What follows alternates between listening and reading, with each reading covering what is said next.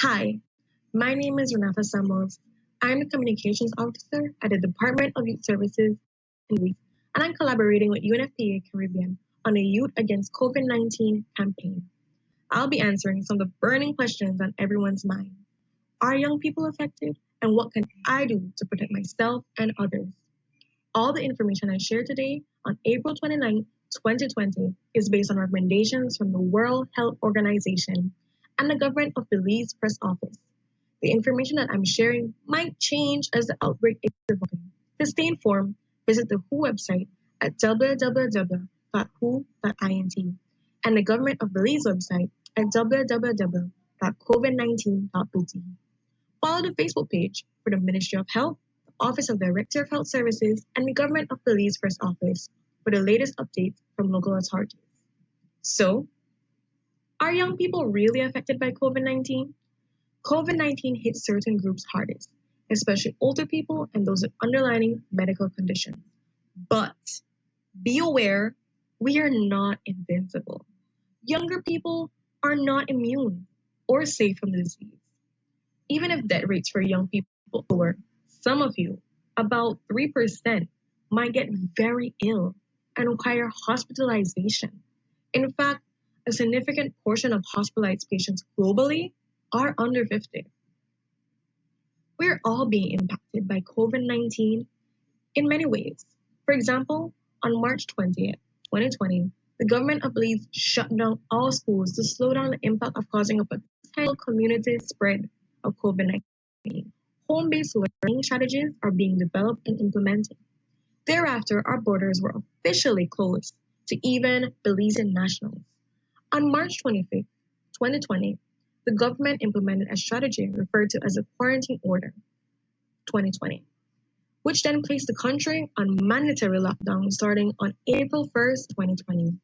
A curfew was put in place from 8 p.m. to 5 a.m., and only persons who are essential workers were allowed outside after curfew, such as police officers and security guards. People are only allowed to leave their homes to visit the grocery store, hospital, or to get fuel. If these measures are violated, persons will be fined a sum of $5,000 or be imprisoned. Many of us might have lost our jobs or income, and due to that loss, have little to nothing to feed ourselves and our family.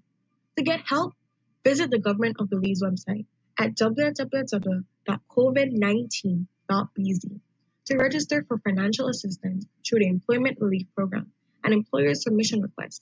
Also, you can contact the Ministry of Human Development for food assistance. For some of us, home is not always a safe place, and spending more time there has actually increased domestic violence and abuse, as reported in our local news. Research also shows that pandemics make existing inequalities worse, especially gender equality. This means that women and girls might also be at increased risk of abuse. If an emergency occurs, call 911 or 0800 a way out. All our families, relatives, and loved ones are feeling the impact of COVID-19 in different ways too. They may have lost their jobs, have reduced work opportunities, or feeling uncertain about their future. They might have also increased responsibilities at home, such as providing for their families and taking care of children or elders.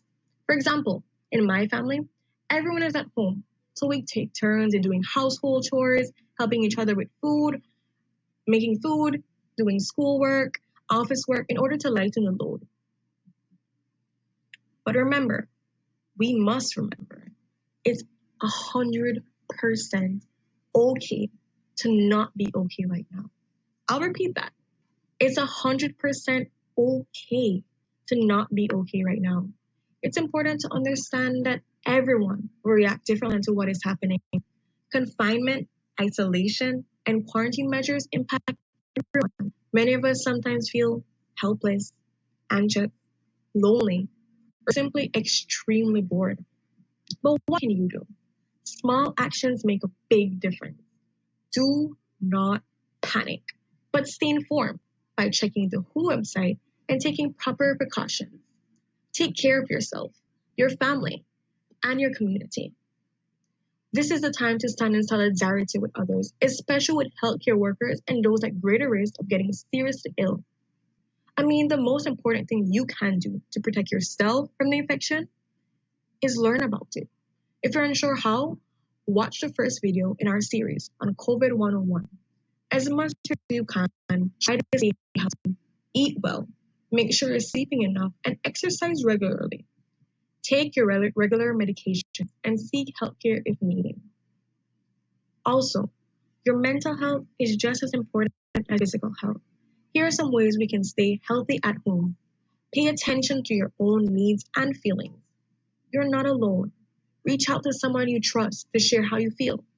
If you're feeling stressed, you can limit your daily news intake and take breaks from social media.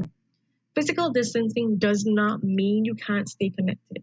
For example, I schedule calling both my grandparents every week to catch up.